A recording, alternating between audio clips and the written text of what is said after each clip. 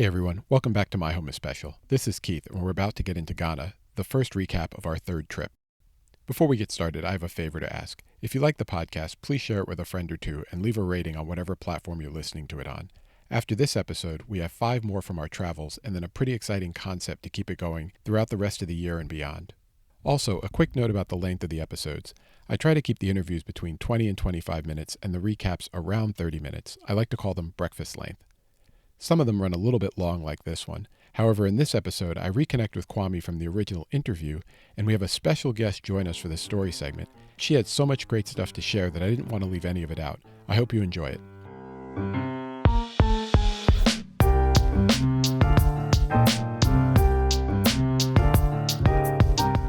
And on that note, let's welcome Kwame back to My Home is Special. Thank you, Keith. Good to see you again. Yes, sir. Now, I was texting you throughout our trip, so I know a lot of this conversation we were having as it was happening. But The first thing that I wanted to talk about was saying thank you for getting us tickets to go to the National Theater. That was the place where in our first episode you had talked about you would regularly date and where you proposed to your wife, Adam. And It was really fun, man. We really enjoyed it. Glad you had fun there. You can get a good snippet into the culture of the Ghanaian society through those plays. So I hope you got that sense. You know, the play was about the patriarchy and custom. It was about a woman who gave birth to a daughter but wanted a son so that he could take over the chieftaincy. And she raised her daughter as a boy and basically took out everyone who knew it was a daughter at birth, so they were all out of the picture. And it was about the discovery of what was going on and how people reacted to someone who was going to be the successor until they realized their true identity. How I wish I could jump over the walls of custom and rescue you from the jaws of imminent death. But I cannot, even though I am king. And Kwame, the audience interaction throughout this play was off the chain. I'm glad you liked it. You're making me really miss this. You know, when the punchlines came, there was a character who was very traditional. You know, custom is this, and a woman can't do this, and a woman can't do that. And man, the women in attendance, they were not interested in hearing any of that. Hold it! Somebody! Me! I know a champion, come and let me. I said, hold it! I'm champion, left or right? An evolving Ghanaian society. That's amazing. It really was. And it was clear to us, you know, even though we're not Ghanaian, these are some of the questions that seemed like they were being asked in society today. And they were really spending a lot of time unpacking it. You know, it wasn't the cliffhanger and then they reveal it and they go, okay, and that's the show. It was like, no, we're about 3/4 of the way in, and we're going to spend the 4th quarter of this play unpacking why our customs are the way they are and why we do things the way we do things. It was really powerful. I'm glad you liked it. I haven't seen it myself, but I know one of probably the main guy, the main chief, my cousin-in-law, and he does a lot of these plays that he advertises on our family group in one of these plays that do exactly the same thing. Talk about an aspect of Ghanaian society or an issue that needs addressing or some change that is going through the Ghanaian society currently. Yeah, it was really great to see, and so I'm glad we were able to do that. Good, I'm glad you enjoyed that.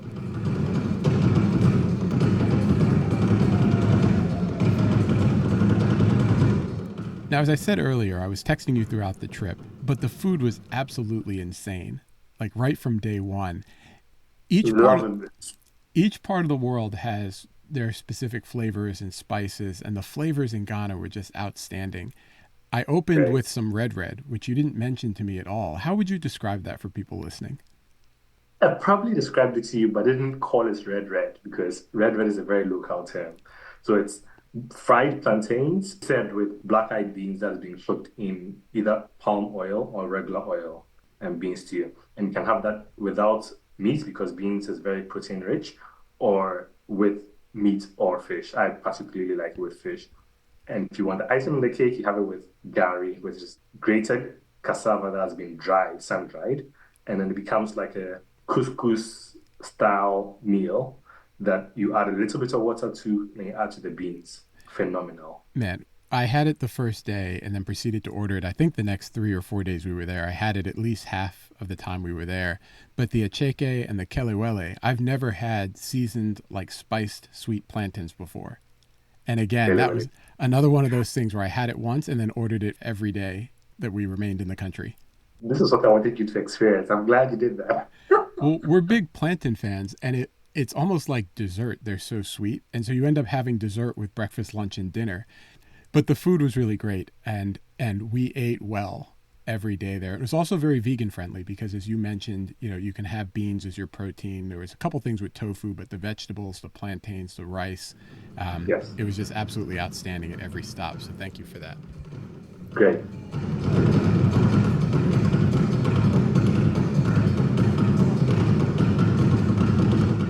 Kwame, as we start to wrap up here, there were a couple other things I wanted to share about our time there.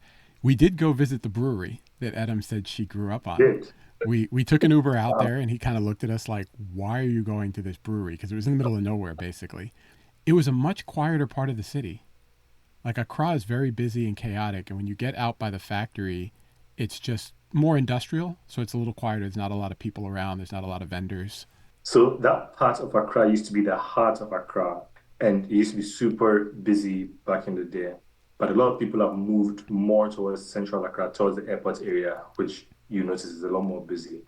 And so during the week, when you go to that side of town, it's a lot quieter now because it's become outskirts of Accra. Well, we stood out like sore thumbs with me with my camera and the two of us just walking down the street in front of this factory. The factory was locked down, so no photos, no tours. I did take a selfie in front, and the guard kind of looked at me like I was crazy. And later that day, I did try the local beer, and it just really confirmed for me that I don't like beer. That is fine. We don't drink beer either, so you're not missing out on much. Now, the other thing that we did that was really cool was we spent an afternoon at Labadee Beach. Labadee Beach. Labadee Beach, Yes. thank you. And we went to a beach club for an afternoon. We hung out for lunch. We went for a walk, came back for the after and grabbed a drink. And it had like a little bit of a South Beach kind of vibe to it. It was very modern, had a lot of people, just like all the beautiful people were there and chilling and hanging out. It was really great. It was, again, another way to see the city differently. Like we did a Jamestown walking tour as well, but we saw different parts of the city while we were there. And the beach stop and the day that we spent at the beach was really awesome. So Labadee Beach is one of the good ones. They throw really good parties, especially during the Christmas seasons, and attract a lot of tourists. I'm glad you liked it. Yeah, but overall, I just wanted to say thank you to you and Edam. I know she's a little under the weather today, but thank you for sharing a lot about your country. It's hard to imagine that the country's only 50 years old, so it's still a very young democracy with a lot ahead of it. As it continues developing its infrastructure and building out the infrastructure it needs to have tourists and to grow, I'm sure it will continue to get better as a place to visit. More people will go. It was really, really cool to see a country that young with so much potential and so many young people. Kwame, give my regards to Edam, and thanks for rejoining today. I appreciate it, brother. Thanks, Keith. Thank you so much. This was fun. As excited as I was to have Kwame back on the podcast, I'm equally excited, at least, to have Taylor back. Taylor, welcome back to My Home is Special. It's good to see you again. It is so great to see you again, Keith. I am so excited to be here. I'm just ready to jump right in. All right, then let's do it. Let's do it. Ghana. You landed in Ghana, and I have a question related to the feeling when you landed. Because the idea that you get, especially being a Black American here in America, is that when you land in Ghana, you're going to feel like you're at home. So did you feel like you were at home when you landed? I think it's important to set the context first. We've been to Africa a bunch. We've done 6 trips. We've been to 8 countries, and now we're in Ghana. And as soon as you get off the plane, the people meet you, at immigration, whatever. Welcome home, my brother. And when you go outside, they're like, welcome home. It's great to have you back. And they say all that stuff. And I got to admit, it felt cool, although I never felt like that spiritual connection to Ghana that I know some people feel, where they have this mystical pull to it and they're going to go back and feel like some kind of way.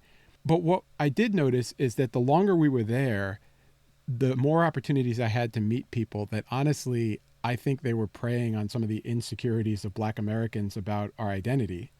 And it was, welcome home, my brother. Come see my shop. Welcome home, my brother. Don't you want to support your cousin? was like, That makes a lot of sense now. and so there was a little bit of this feeling of being at home. Now, what was really interesting is of all the places we've been, including other trips to Africa, this was the first place where people actually looked like they could be relatives, especially Tasha's family. Like we saw people, some older women, matriarchs of the family, where we just looked at them and were like, wow, that could be an auntie.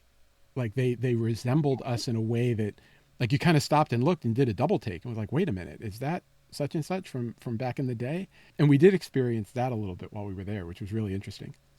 Did you happen to see any other Black Americans there? Did you talk to them? If you did see them, what was that like? We did meet a lot of them. We met some at restaurants, and we would just start talking to people. Tasha calls me Chatty Boy because I just start talking with everybody like they're home with me at the living room, and I'll just talk to anybody and just try and get their story and figure out where they're from. And we met a couple of Black Americans that had moved back to Ghana, and they were finding their way through the country. And a lot of people asked us when we told them we were from Chicago. On all of these trips, when people ask where we're from, I say Chicago. And they say, oh, you're American. I say, no, I'm from Chicago, because some of the country is crazy and I don't want them thinking I'm from Florida or from Texas or something like that. And they would almost always ask, so are you staying? Are you here buying a house? Are you here looking at real estate? We even met a Black woman who was in Ghana with a group that was there looking at real estate and going to some seminar about how to get real estate and move to Ghana. So it was really a thing. And that was really interesting. And as much as they were eager to see us stay and they welcomed us back like family, we wanted to experience the culture firsthand. That was our reason for going to Ghana. It wasn't really a homecoming. I wasn't really looking for, a place to set up shop and retire to. I just wanted to experience another part of the continent that was colonized by a different country and get to see how that colonization affected where it was today. And from that sense, Ghana was exactly what we wanted, and I'm really glad we went. I'm happy and also a little bit kind of deflated because I think I had a bigger idea of what your answer is going to be. But it also makes a lot of sense, and I think it sets a better tone for when I do my own trip to Ghana and back to Africa. So thank you for that.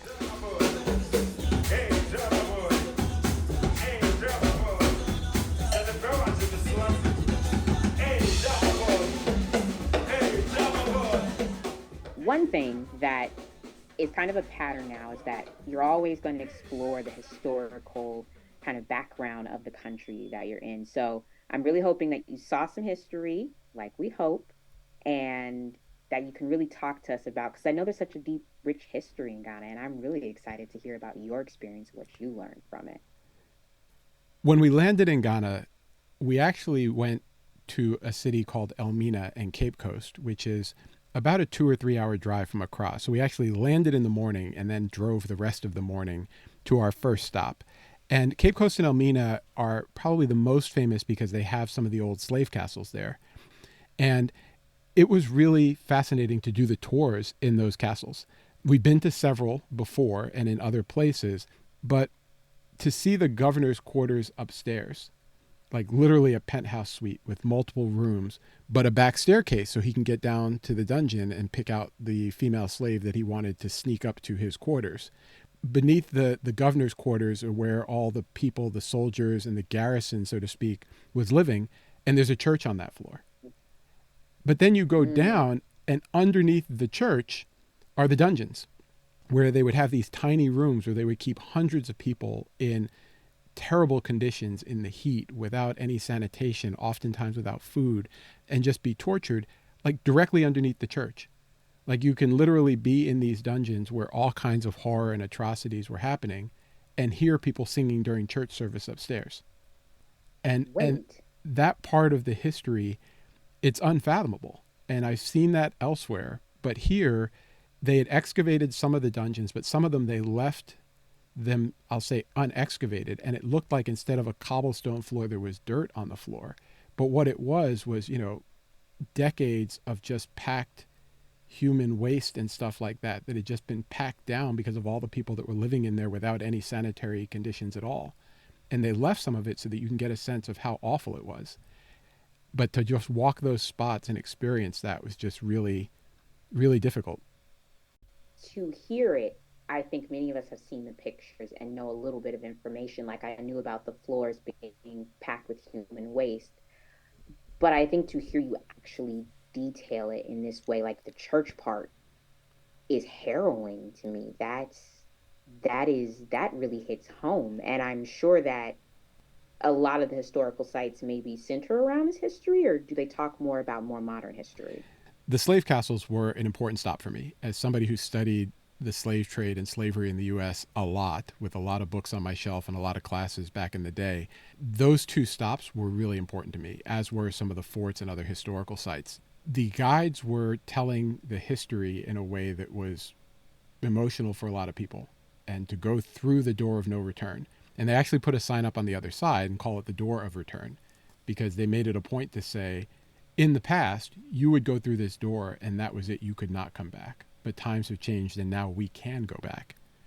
And it was really interesting. And as heavy as that day was, Taylor, there was a lighthearted moment because I forget whether it was a guide or another guest, but somebody leaned over and said that they would send the strongest, most stubborn Africans that were headed to slavery to Jamaica. And I was like, wow, strong and stubborn. And I looked at Tosh and went, well, that explains a lot. And as someone who has Jamaican heritage, she was not amused by my comment. My And God. so we kept it moving. But, you know, we went to Accra and Kumasi and went to a bunch of museums and historical sites. You know, they had a lot of art, a lot of history, textiles, a lot of musical instruments and stools, which are an important part of the culture and the chieftaincy. And they even had a drum that makes a sound like a leopard roar. And they called it an Ashanti leopard skin drum. And they would play it in battle or at night, and the enemy would think there was a leopard nearby.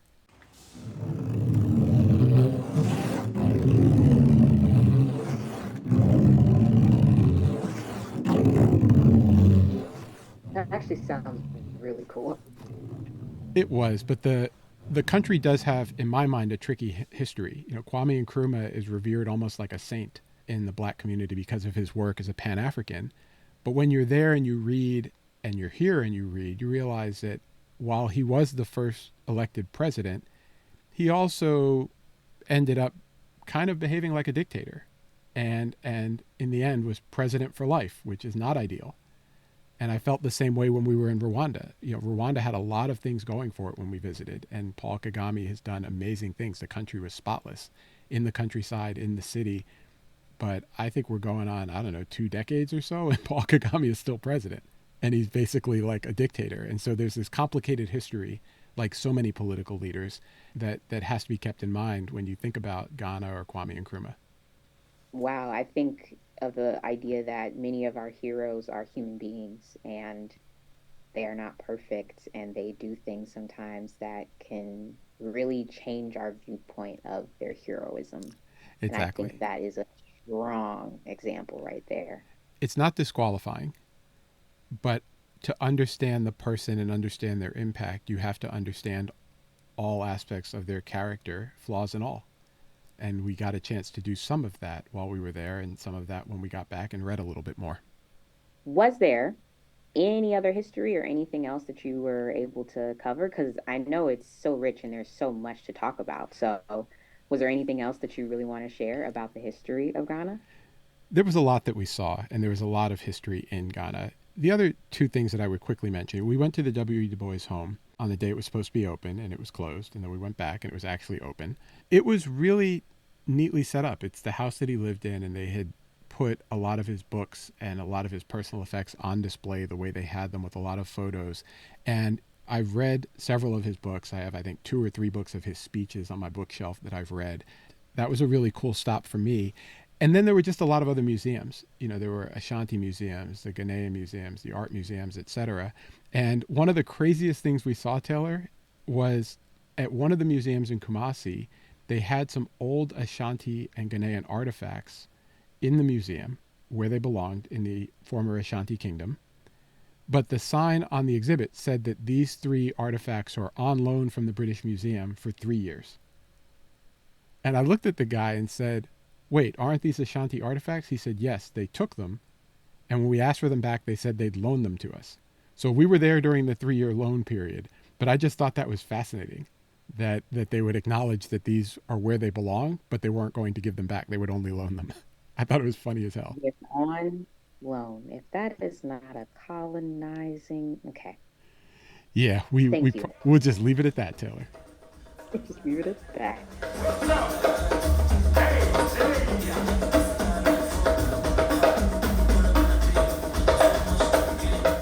Did you get any leisure time in? Did you do anything else besides learn about the amazing history of Ghana? I'm sure that during your time, knowing how you set up your trips, you give yourself a little bit of relaxation time. So how did you use that? Yeah, this was our first stop on this 7-week trip. And so I didn't need to build in a ton of relaxation time, but it was warm, it was humid, and just crowded. The cities that we were in were not easy places to get around, although we did do a lot of walking. We always like to see neighborhoods and daily life just to get a sense of the vibe, partly because we may need a home if this clown is reelected this fall. But the idea was just you want to see how people are living. Again, we went to the tourist sites, we went to the museums, we went to the castles, but I also just wanted to see how people live their life day to day. Not in the tourist markets where they're selling crafts, but in the food markets where people are actually getting their food every day. One thing that did stand out was there were churches everywhere. It felt like everybody had their own personal church. My church is on 95th Street here in Chicago, and between the Dan Ryan and our church, there's like 8 other churches, which I think is hysterical. And there's one directly across the street. However, here, there was a church everywhere. We saw every denomination you could want. The other thing that stood out was there were these giant funeral billboards all over. So it wasn't like Taylor passed away, the family sent me an email and said Taylor's services will be here. It's like Taylor passed away, and to show how important Taylor was and potentially how much money we have, we will put up a giant billboard of Taylor with a picture, some facts about her life, the dates of all of the transitions and ceremonies. And I guess that means the whole city's invited. I don't know. There were these billboards everywhere with a tagline, a photo, and all this stuff. And some of the taglines were really funny because I think they were talking about how they felt, but they were like, Taylor Calloway, whatever date to whatever date, quote, a painful exit. And Tasha and I were sort of taken back, and we were like, wait, does that mean she died painfully, or we're in pain because she's got, I don't know. But it was just really interesting. You don't see that everywhere. Oh, I wonder if that's a way, like you said, to show their wealth or, okay. I did ask about it, and one of our guides told us that that's a little bit of what it is. The more status or stature that you have, the more opulent you try and seem in your passing. We'll talk maybe in a few episodes about some of the graveyards and cemeteries that we visited, just like we did when we were in Buenos Aires. It just seems like you should put your money to good use. Just because you're dead doesn't mean it can't still be used. But to glorify your life after death seems like a waste. But hey, there's no judging on My Home is Special. The other thing that we did, Taylor, was we got into Jamestown and Accra. We did a walking tour of old Accra. We met this young boxer who was probably 8 or 9 years old with more swagger than a heavyweight fighter. We saw people's homes and how family style living works. I tried this drink, and Taylor, I think I said on here before, I'm not a drinker, but this drink was 70% alcohol or something like that. And I drank it, and it was like drinking napalm, I think. You okay? Is your liver intact? It was rough. I was like, what is this stuff? And it was in this room that was off the beaten path, and he called it like the dark room or something like that. And it was where the men in the village would go to just have to drink this stuff. And it was rough. I couldn't say that I liked it, but I can say that I tried it. I'm proud of me for trying. Your liver's still intact, and that's what matters. I'm also concerned you went to somewhere called the dark room, but I trust you at this point. So I was with Tasha. Thank but we did get out more to see daily life. In Kumasi, we had a great guide for 2 days out there and got to see, kente weaving. We went to a village to meet the women who make kenke, which is like a food product. We saw a coffee farm and a bunch of other things, and we just got out a lot. Transportation is rough. There's the longest traffic lights I've ever seen. As I kept saying here and in other places, the lane integrity on the roads is totally non-existent. I also learned while we were trying to get around the city that taking a boat is not the same as taking a bolt with an L. And I was getting this advice from somebody at the restaurant because I was trying to get to Black Star Square, and she kept saying, take a boat.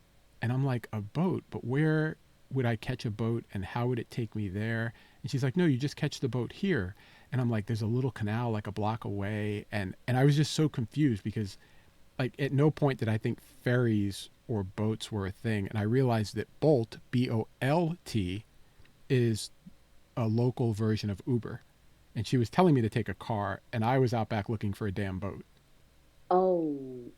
Yeah, I need to work on that a little bit. Once we figured it out, things got a lot easier because I would just wait for the car and not look for a boat.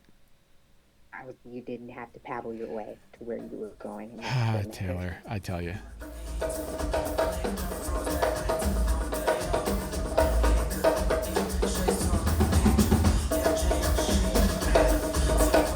And leisure, did you get to, I saw it on your Instagram feed, I think you went to a beach and saw some very interesting things, and you have to talk about that. Yeah, so I talked about it with Kwame a little bit, and we took an Uber to a beach, and we went to the Polo Club for lunch, and we could have been sitting in South Beach. It was white with big couches. They had all these outdoor air conditioning units at each couch, so you're just chilling, and they had a live DJ, and he was accompanied by like a drummer. And at some point we finished lunch and decided, we'll come back to the beach club. Let's go for a walk. And there's like hundreds or thousands of people on this beach, and restaurants line the beachfront, and you're dodging these guys on horseback because they're walking up and down the beach offering you a ride on their horse. And there's like a column of people swimming in the distance, and you're kind of curious like why they're all in one spot, because this beach is several hundred yards, 100 meters long. And we went down to where that was, and I found a guy who looked like he was a lifeguard. He was like, yeah, you have to stay in between the cones because if you don't, you'll probably get swept out to sea. This is the safe part. So everybody was swimming in this one part, but like everybody was out, like everybody. And you just see some things, like we walked a little bit and I saw these people lined up, and I heard like this little beat, and I looked, and it was like a gospel choir, and they were just facing the ocean singing their thing. It was like 25 of them.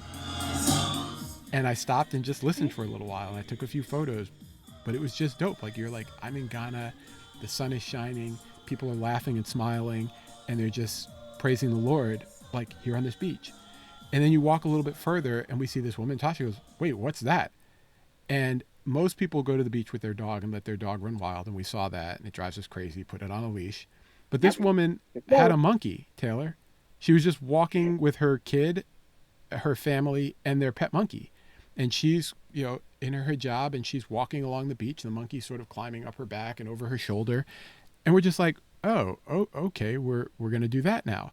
And we got back to the beach club around the time the beautiful people started arriving. We saw the fancy cars and all this other stuff. And it was just a very different side of Accra. We had been in the chaos of the fish markets and the slave castles and the traffic and the museums and the heat. And you go here, and it's just super chill. And you can just have a drink and enjoy and spend time. And that was a side of Ghana where I think we went, oh, there's a lot more here than what you see when you're in your Uber going tourist spot to tourist spot. It kind of reminds me a little bit of the lakefront in Chicago. I think sometimes when you go there, you get transported to a whole nother Chicago. That's kind of what it felt like. And, it wasn't perfect. There were some things where you go, this is a young country. And the infrastructure and the understanding, kind of like when we were in Vietnam and Ha Long Bay, where they didn't focus on the upkeep as much as they could have, recognizing that Ha Long Bay is what brings tourists and brings dollars to Vietnam in some sense. And this beach has a ton of potential, and they can do a lot more with it. And I look forward one of these days to going back and seeing how it develops even further. But it was a really great day, and that gave us a chance to relax. After a couple of chaotic days traveling and driving and flying, spending a day at the beach club was just absolutely outstanding. I'm so glad we did it. Sounds absolutely gorgeous.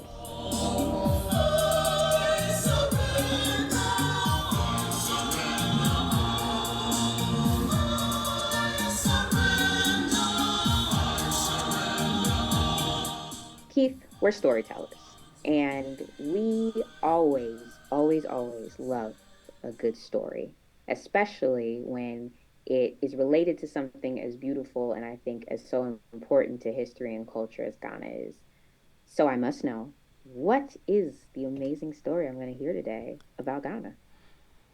Taylor, I had a couple of things that could have been the story, but one of the coolest things that we did, no lie, was visit a factory outside of Accra by like 2 hours.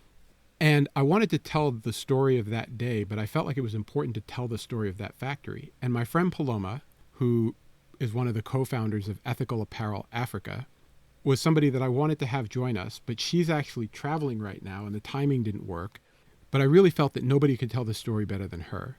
So what I did was ask her if she'd be willing to record herself answering a few questions that I put out there so that she could tell the story of Ethical Apparel Africa on the podcast while you and I discuss it along the way. So with your permission, I'd like to play the recording that Paloma sent over and maybe talk about it with you all the way through as our story for Ghana. I absolutely love that idea. I'm so down. Let's do this.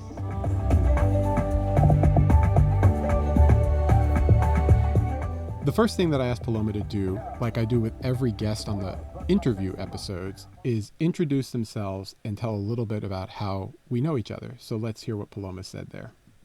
Hi, I'm Paloma Shackert. I'm the COO and co-founder of Ethical Apparel Africa, currently based in New York. I started EAA about 8 years ago now, lived in Ghana for several years, and now am New York based.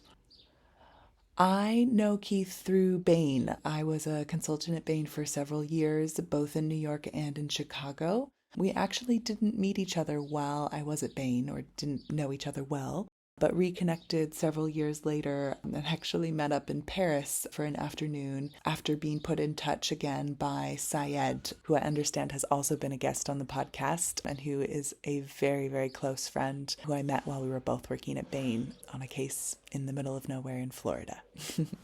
So now that you've heard Paloma introduce herself, Taylor, let's get into a little bit of the factory so we can keep this thing moving. I met my co-founder, Karen Pybus, back in 2015, and we started EAA because we saw that the apparel industry was starting a shift from mostly China, from the Far East generally, into sub-Saharan Africa. And both of us felt very passionate about influencing and driving change in the industry as it develops on a new continent.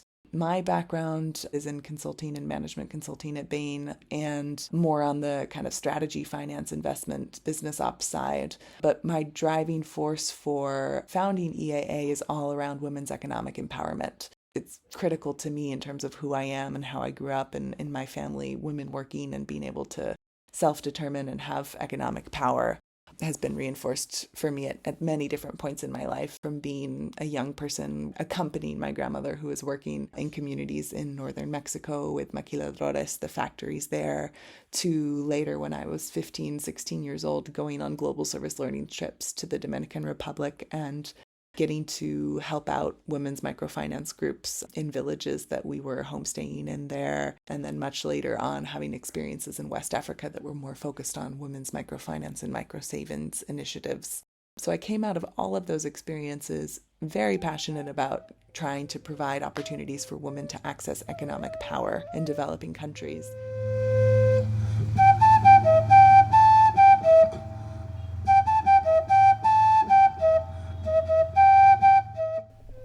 I am first one, just her story hits so home to me.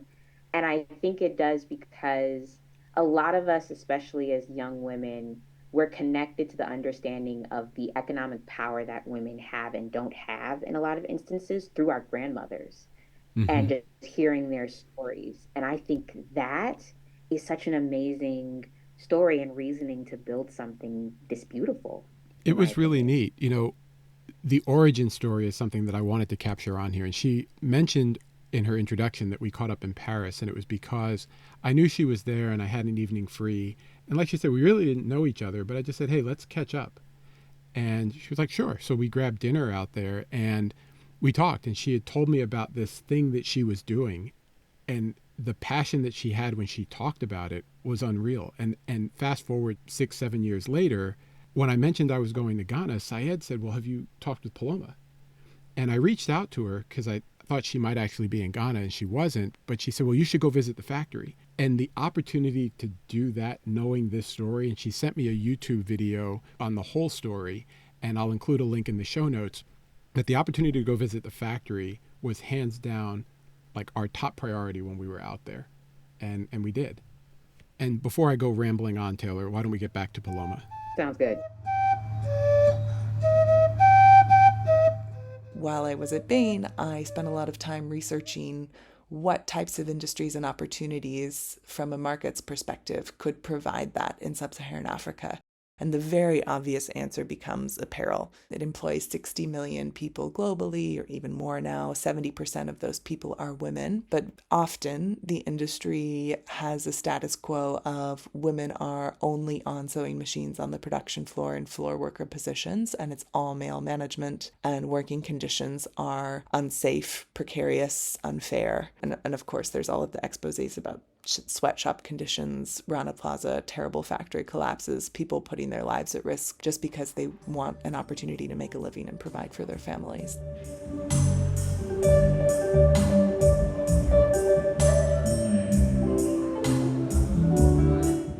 My question for you, Keith, is did you have any preconceived notions of maybe what you were going to walk into before coming to this factory, just kind of knowing the history, like she kind of mentioned, of just factories and the global economics of apparel? You know, Taylor, I've been to a lot of different factories because of my day job, but I really didn't have any preconceived notions of what this factory would be like. I expected it to be nice and to be ethical because of Paloma and who she is and her passion for her engagement in the industry. But man, we were really blown away by the visit itself. It was really something else. I am so enjoying this, Keith. Let's continue and let's hear more of what Paloma has to say.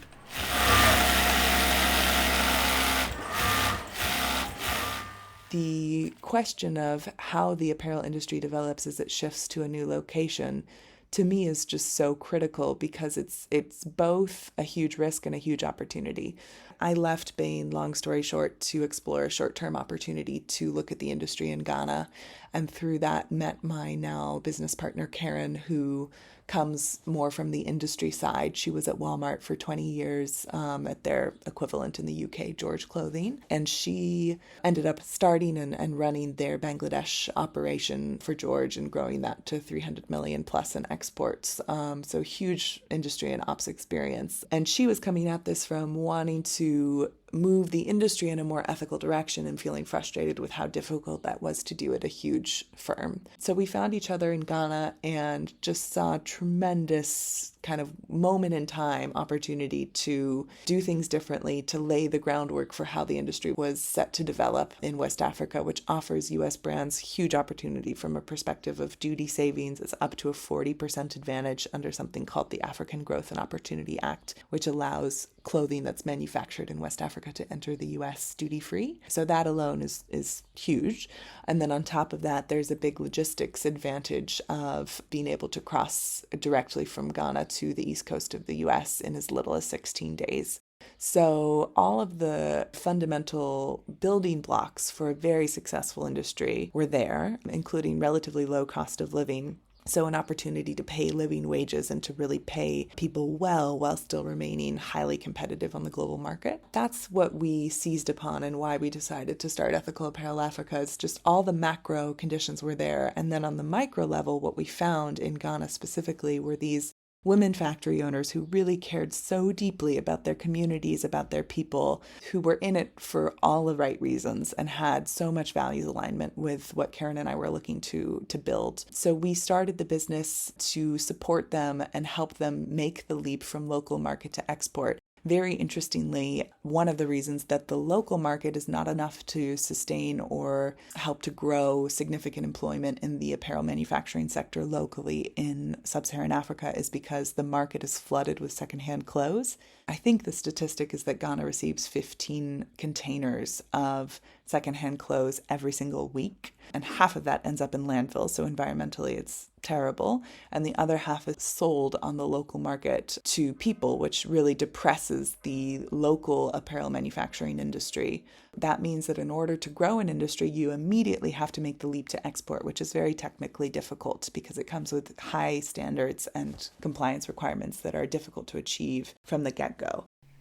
I think I speak for everyone that's listening when I say that this has become a much needed crash course in the economics of apparel manufacturing. Just her knowledge alone and what she's just taught me is phenomenal and so necessary for me as a consumer.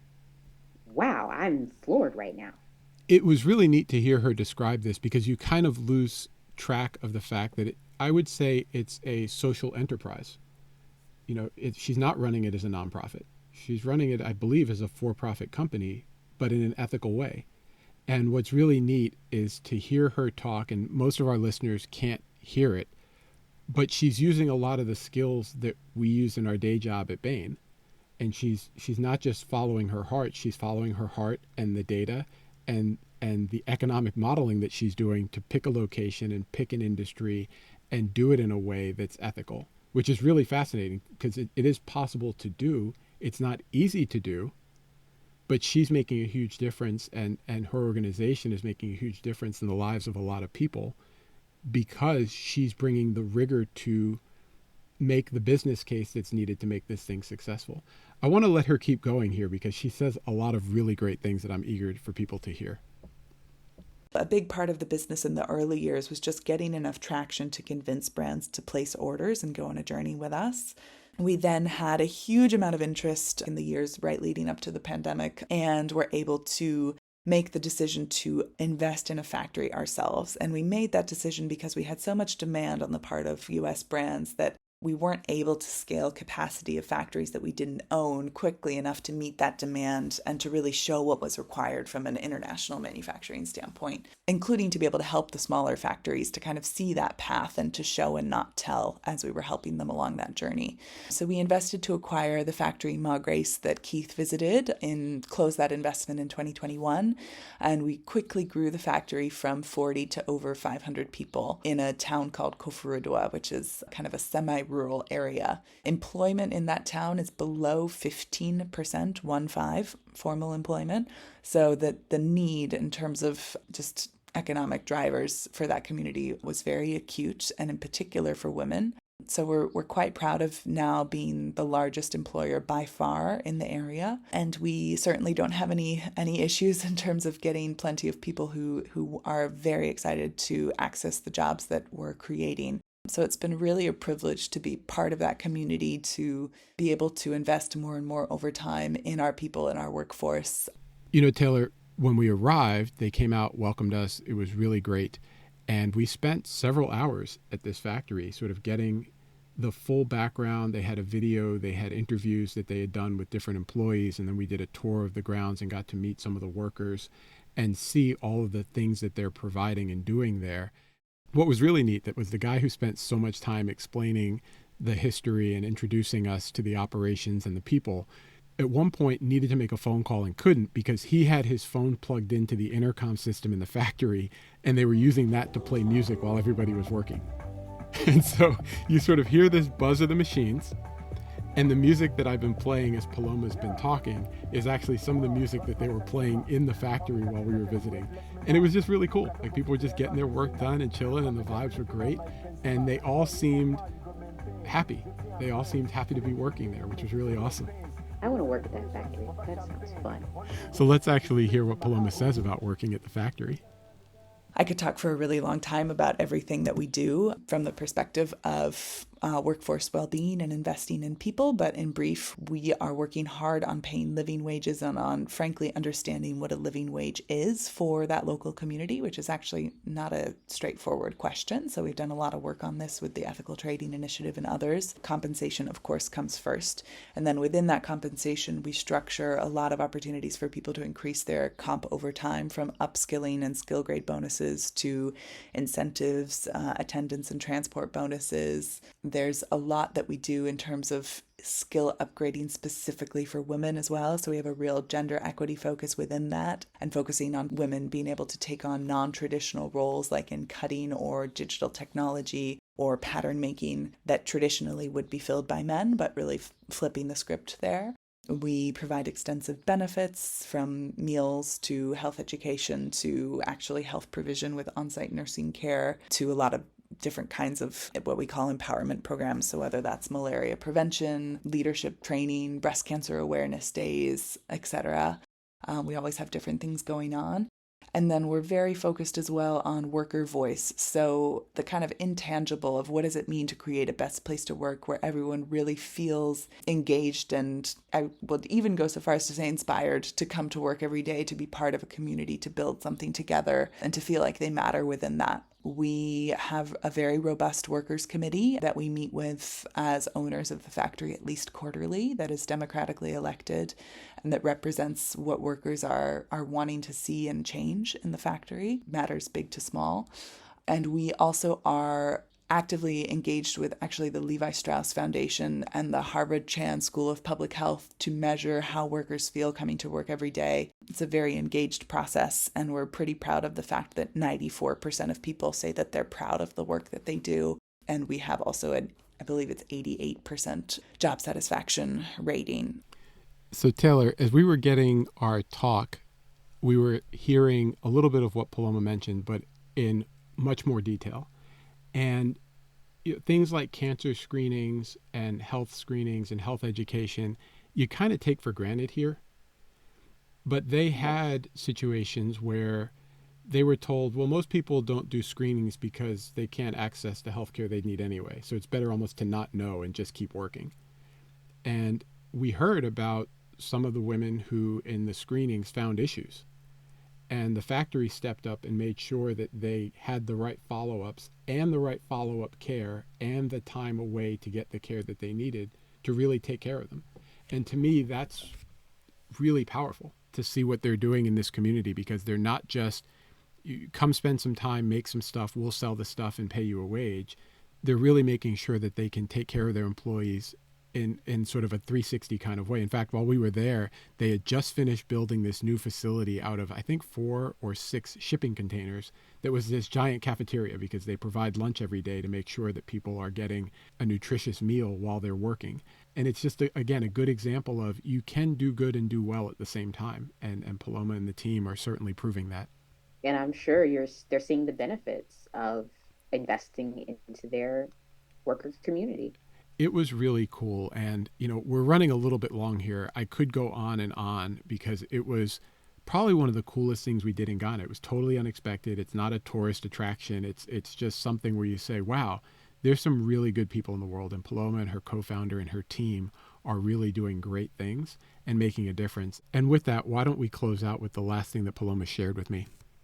To talk about all of this makes it seem like this was fait accompli, but it took several years to really build this and to find the right leadership, the right ways of setting up these structures so that people really feel like this is a best place to work, and this is a place where we're building a model for the country and the region is our aim, to show that it's possible to be very competitive from a commercial perspective. And I haven't really talked about that, but our clients include some of the biggest retailers in the US and several multi-billion-dollar companies. So this is only the beginning of what we hope to scale from here. There's so many things that I could say just about that amazing audio that you shared with us. I think the main thing that comes to mind is that to hear someone so passionate and creating something that is conscious and it's good for the community is so refreshing in today's age. And I am so thankful that I know now about Ethical Apparel Africa and just the work that they're doing. And I feel so gracious to even be able to be a part of this experience right now, listening to this for the first time live. So thank you, Keith. And thank you for joining, Taylor. And thanks to Paloma and the team for a great visit, and Kwame and Edom for sharing about their country and coming back on. Ghana was a great way to start the trip. Yes, it was hot. Yes, it was sticky. Yes, there was a lot of traffic. But also, yes, there was a lot of really great history, a lot of really sincere, warm, friendly people. And my goodness, we ate well every single day. And Ghana was a great stop. And the next stop that we were going to make was Portugal, where the boys were going to join us. And we'll talk about how that trip went in the next episode. See you soon. Thanks for listening to this episode of My Home is Special. Be sure to subscribe to the podcast so you get future episodes automatically. Go to myhomeisspecial.com for the occasional email update too. That's where links to photo galleries and a few other surprises will live. Be sure to follow KBev Photo on Instagram for behind-the-scenes footage during our journey and it'll be in the stories. If you just want the photos, go to kbevphoto.com. There's a lot else on there to explore. For now, this is Keith, aka KBev, signing off. Peace.